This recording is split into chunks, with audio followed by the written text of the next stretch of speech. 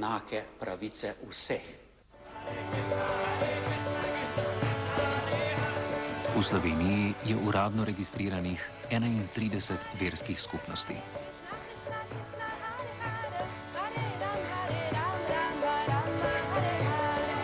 Na trgu duhovnosti je ponudba velika, saj versko skupnost lahko ustanovi že združba 5 ali 10 državljanov, ki častijo takšnega ali drugačnega Boga.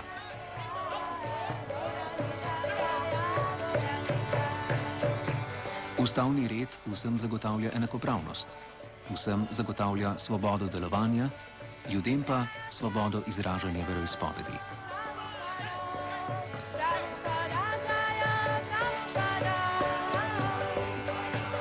Skupnost za zavest Krišne je v Sloveniji od leta 1983.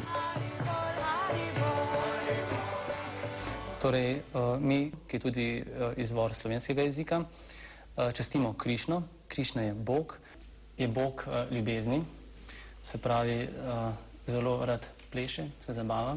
To je narava duše, zato tudi mi plešemo, zabavamo se. Duhovno življenje je radostno, je veselo. Tradicionalni indijski ples, ki so ga včasih plesali le pred božanstvi, nato pred kralji, danes pred občinstvom.